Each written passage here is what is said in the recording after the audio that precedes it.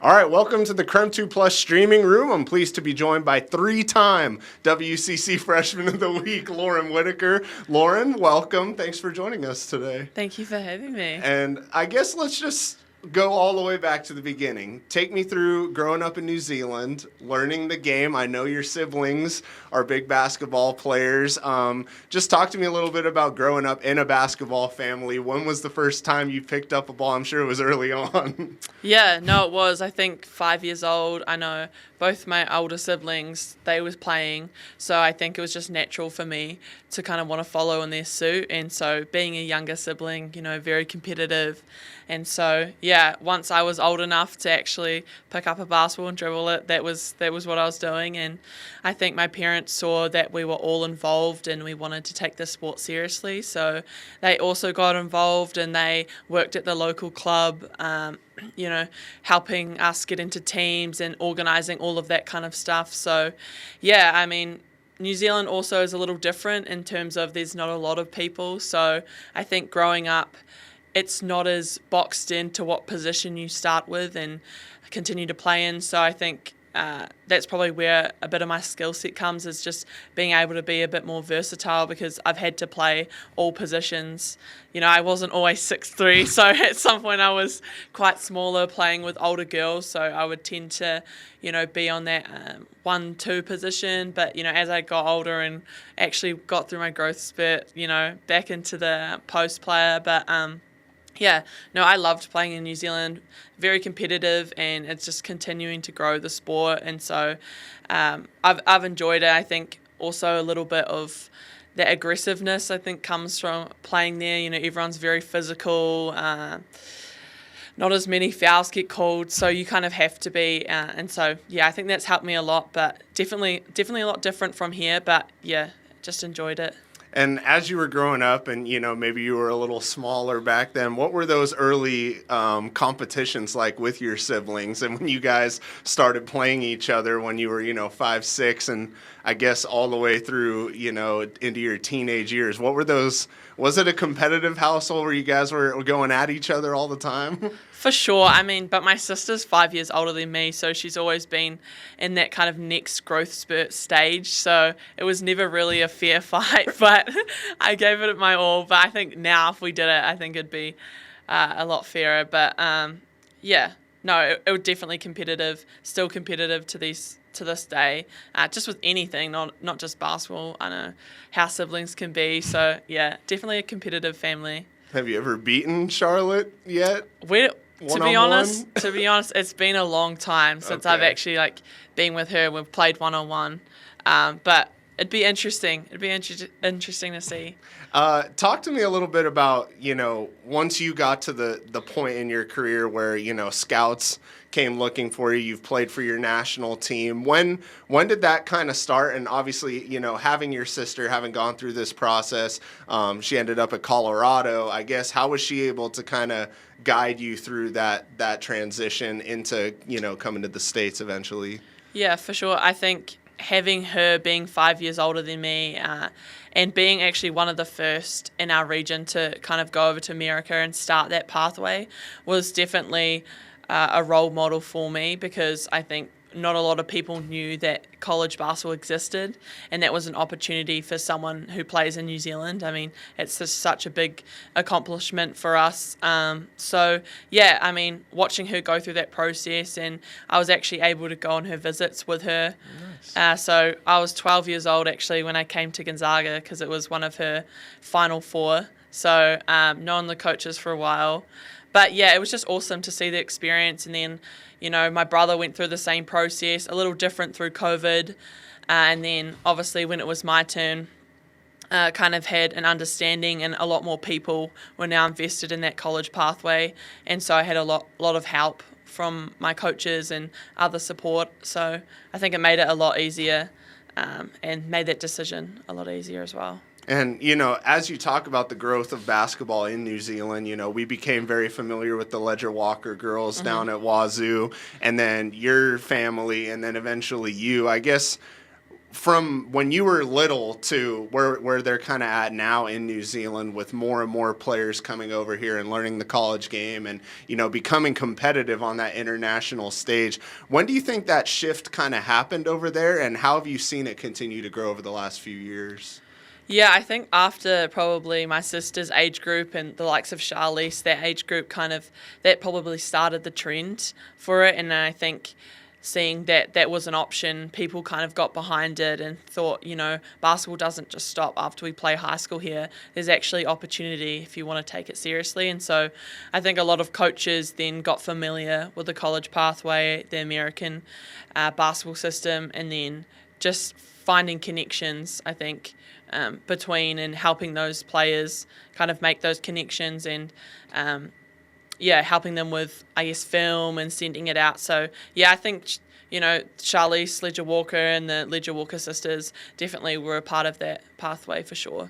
And could just talk to us a little bit about what relationship you have with Charlize. I know there's probably been a few national camps you guys have been a part of, and then she was here kind of right before you got here, and then she went on to UCLA. Do you guys have a good relationship? I mean, I haven't really played with her, to be honest, just because she's been in college, during those times where I was still in the high school playing for the national team. So we haven't really crossed paths, but hopefully in the future I'd love to play with her. I mean, she's been a role model for me since I was so young, just seeing her go to college and being so successful. So for sure it'd be awesome to play with her in the national team, and hopefully go to the Olympics together would be awesome. And then talk to us a little bit about your own recruiting process and how that kind of came out. You mentioned being at GU when you were 12 years old. Was this a case where they were like, we missed out on your sister, but we're going to get you this time? I mean, I'm not too sure. I mean, I'm just glad that, when I reached out and sent my film, they were still receptive to it and continued to invest in me as a player. And I think my junior year, or what you guys consider junior year in high school, I tore my ACL, and so I just sent out my film to all these coaches a month prior, and so it was quite devastating, just the fact that obviously I wasn't going to complete the season. But I think what really stood out to me was Gonzaga's ability to stay in contact with me throughout my whole process and my whole recovery, and so that really meant a lot for me. And so in the end, I've said before that loyalty, but also when I came on my visit, the people and the community around really spoke to me. So I think that was just an automatic yes for me to come here. And then for people who don't know, you mentioned your torn ACL, but can you take us through the last 2.5, 3 years and what they've been like, and rehabbing and just not being able to get back on the court, and maybe some of the setbacks you may have faced for people who don't know your story? So like I said, junior year of high school, ACL, missed out traveling with my national team to the World Cup. And so I was pretty cut for that, like any child or like teenage would be. But yeah, I think that probably taught me a lot about the mental side of rehabbing and sport in general, and being mentally tough. And so senior year, got back on court, first game back, had a great and successful senior year and really enjoyed that. Came to GU because we finished high school in that December time, so came for the second half of the semester of that year, where the Trong twins and Brenner, Maxwell, all of those were still playing here. So that was awesome to be a part of that Sweet 16 run. I mean, I couldn't ask for a better season to just redshirt and join. And then that summer went well, and then played for my national team, came back and got injured as I was about to start my freshman year. And so, tore my meniscus with that one. And just, I think, already being through a major knee surgery and understanding what it takes to get back, I think I had a positive mindset going into it, and I knew that I just had to, lock in and do my rehab, be, diligent with that, and just take it one step at a time and just focus on me. I just saw it as another opportunity to work on myself, both on and off the court. And so finally, a year and a half after being at GU, I'm on the court, and people always joke about, oh, you're the oldest one here, but you never played a game. And so, I mean, it's true, but I'm just glad now to be on the court and be able to play for GU and alongside these girls, and actually, start my college career, because it's been a rough start, but we're here now. So Just talk to me then, I guess, about watching those two teams while you were on the bench, learning from Yvonne every day in practice, learning from Eliza. I guess just what did you kind of take away from those two, especially Yvonne, that, you can use now and then in your future as a Zag here as well? Yeah, I think, I've spoke about it before. Obviously, Yvonne's very successful and she's had an amazing career here at Gonzaga. I think probably the leadership aspect. I mean, she's an amazing player, and obviously there's a lot of skill you can learn from her, and very strong player. Going up against her in those summer workouts is not easy, but I'd just say her leadership, her ability to lead through all the pressure and expectations she had on her. I mean, she had a lot of outside noise, but her ability to stay calm and present was something that I really admire, and even living with her as well was such a cool opportunity to see that day in, day out. So, I would say her leadership, her ability to bring together a team and create such a successful run out of that as well. And I guess now over the summer and into this season, just getting back on the court and trusting your body again after going through, 2 big knee injuries, I guess, what was that process like, and how did you kind of, learn to trust your body again? Or once you were cleared, did you feel like you were in a good spot that you'd be able to take off? Yeah, I'm always someone who I think just wants to get back to it straight away. I'm not very patient, and so it's always been a struggle with these knee injuries, just having to wait those months. And coming back, I had a few setbacks, here and there, in terms of, I thought it was going to be 6 months, and then now it's 7 months and I'm not back yet. And so I think listening to my body was a key thing for that, because really I had no rush getting back. I had that whole summer that I could take and get my body prepared. And so I think for sure with the injuries, I think it's obviously a mental thing as well. I think that was a big thing for me is, I've done the work, but mentally I'm nervous to go back. It could happen at any point. And so I think the whole mental game was probably a big one for me. But I think trusting my abilities and every day just a little bit more definitely helped. And I had a lot of support around me with that. And that definitely helped me and got me back on the court. And as you're going through the process, I wonder, as you're, gaining your wind back and just, trusting your pivoting and things like that, was there a point where you felt like, all right, I think I'm back to normal, or is it still kind of a work in progress after being out so long? Yeah, I mean, I think for the start, it was obviously a work in progress. I think now I would probably say I'm pretty confident in it, and my body's adapting a lot to college basketball. It's a different level, very physical and a lot more fast-paced, and so I think just that. But I think my body's done a good job so far. Hopefully it stays like that. But I think I'm pretty confident. Obviously, you always have that in the back of your head, what if, but just trying to squash those thoughts, because they're never helpful, and they don't help your confidence at all. Mm-hmm. Now, I guess being a part of this team for a year and a half, you saw the Sweet 16 team, you saw, Vaughn do some incredible things on the court. You come into this year, and the two quote-unquote star players are a sophomore and a redshirt freshman. So obviously a lot younger. You brought in some people out of the transfer portal. But what was it like kind of coming together as a group and learning a bunch of brand new faces that even though you'd been in the program, you hadn't known these guys hardly at all?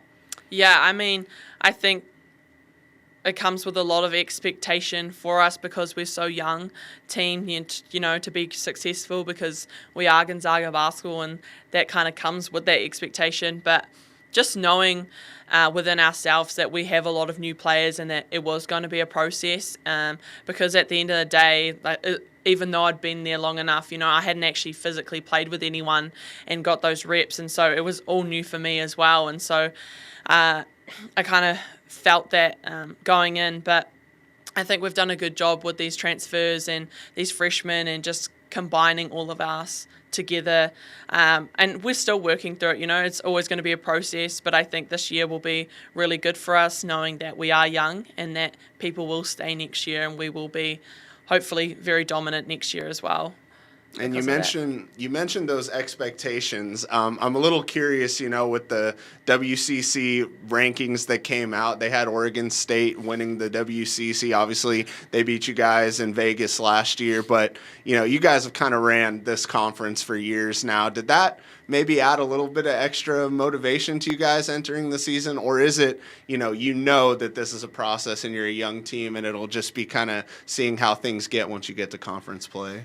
For sure. For me personally, I think that's just kind of like a chip on your shoulder. Just, people have their own opinions, obviously, about it.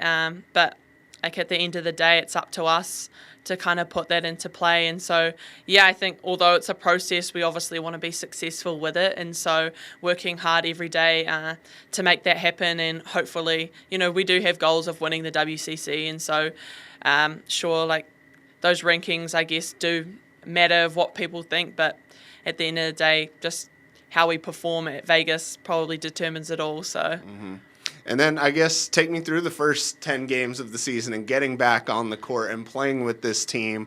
What's it been like for you overall? And maybe take us through a little bit of the ups and downs. Obviously, Coach Fortier schedule's tough every year. This is what we do at Gonzaga. But I guess just take us through this season so far, what you've liked, and maybe some things you guys want to work on.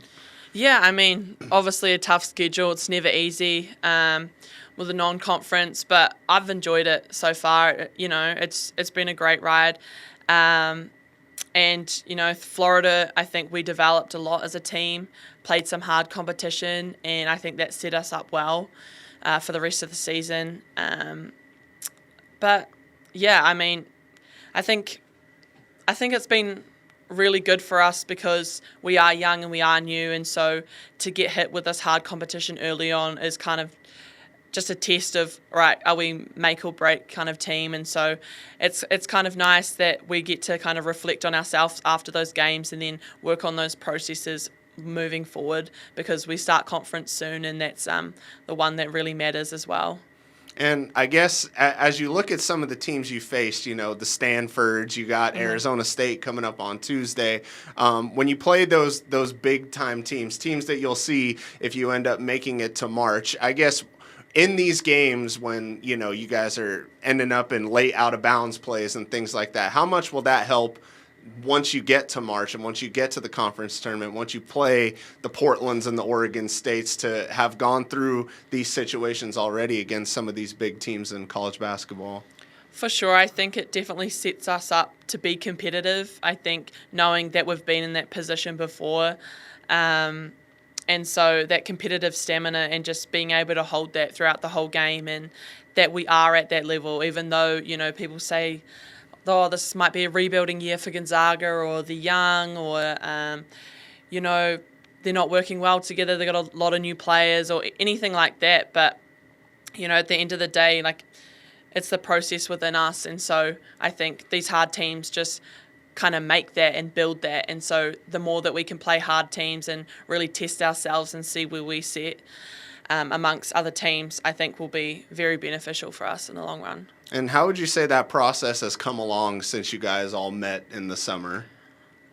I think it's come along well. I think for a new team, for a lack of, people would say, of that leadership of losing Yvonne and all those 5 seniors last year, I think we've done a good job to kind of fill that void in our own way. And I think that this Gonzaga team looks a lot different from other Gonzaga teams, but we're doing it in our own way, in the way that kind of Gonzaga does lead. And so I think that's really special in its own way. And for you, what has it been like stepping into that role, even though you're so young yourself and you maybe haven't played with these guys, but knowing that, with the talent that you have, you maybe need to be a little bit more vocal and, be a major voice on this team?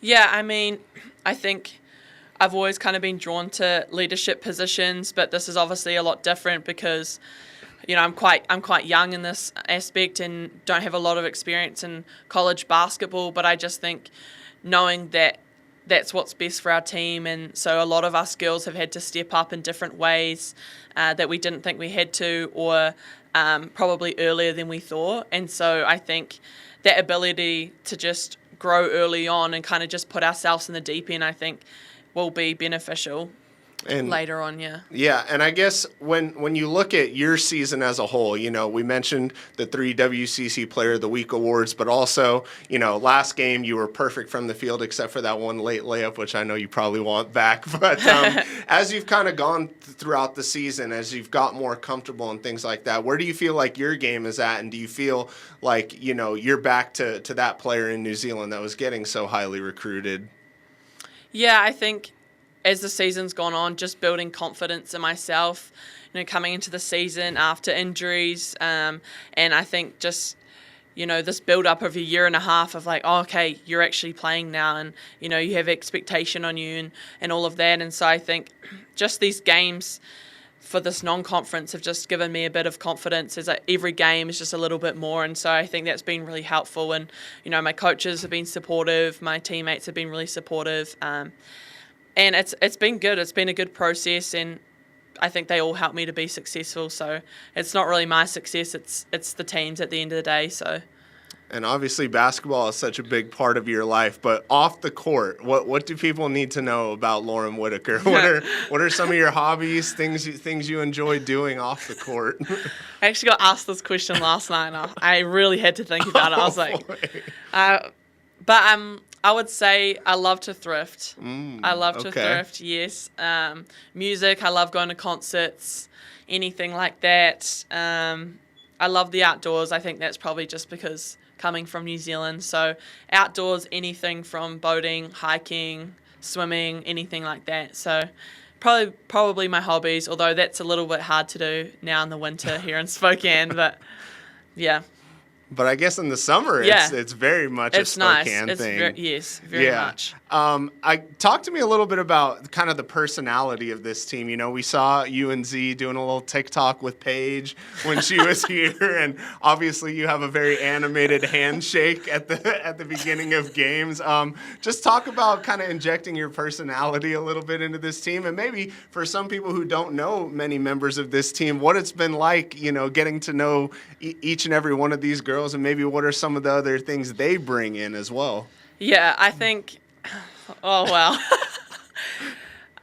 think the team in general is very unique in terms of everyone brings a strong personality, which I really enjoy. I think the more we can be different, the better it is, and the more we can connect.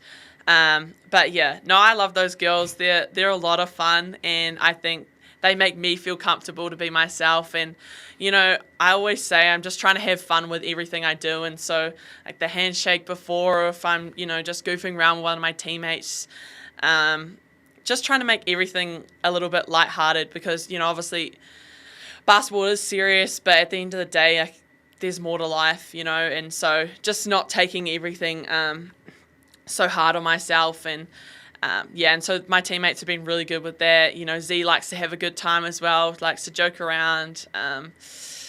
All of them actually, from Taylor, Vera, everyone like that. And so they all have a special sense of humor, and I think that probably makes the team really, really fun to be around. So. Who's funniest player on the team? Oh, if you had to pick one.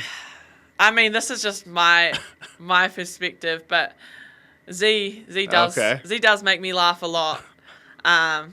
But yeah, don't tell her I said that though, because she'll get a big head. But yeah. Well, switching to more of a serious topic, obviously the last couple years have been really tough for Coach Fortier.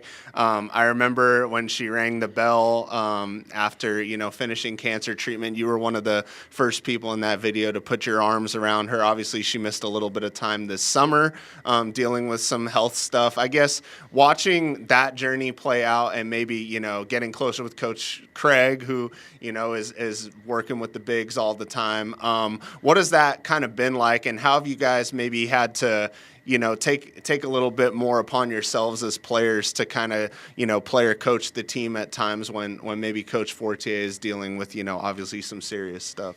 Yeah, I mean, really, when I first got here, that first 6 months, I think that's when she came out with the news. And so I've kind of been there throughout her whole journey, and to see her kind of develop like as a person and grow through that hardship has been really admirable. And so, yeah, just all the time just reflecting on it and knowing that, you know, after her surgeries or an appointment or something, just reflecting like, wow, she's been through this and she's doing it while coaching us. Like, she doesn't have to be here, but she chooses to be here. And so, I mean, I tell her all the time, like, you're amazing. You're a role model for strength for us girls. And I hope she knows that, because it's not hard. It's not easy to do all that and raise kids and all of that at the same time, and go through those pressures of trying to be a successful women's basketball coach and battling cancer at the same time. And so I think it has been hard, and seeing that firsthand,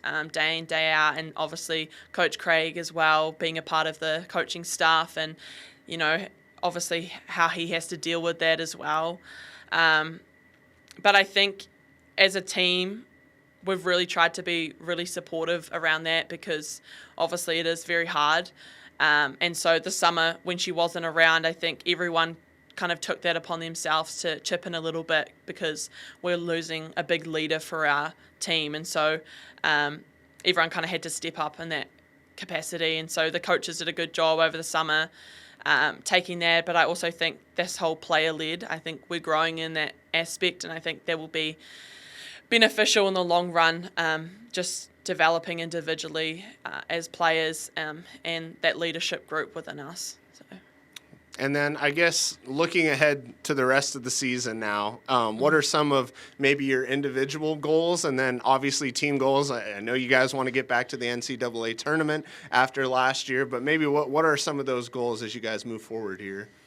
Yeah, I mean, personally, I think like I said, I just want to play ball. You know, being out for a year and a half, I just want to be on the court and do what I can to help my team in whatever capacity that looks like, and just at the end of the day, have fun alongside people I love playing basketball with.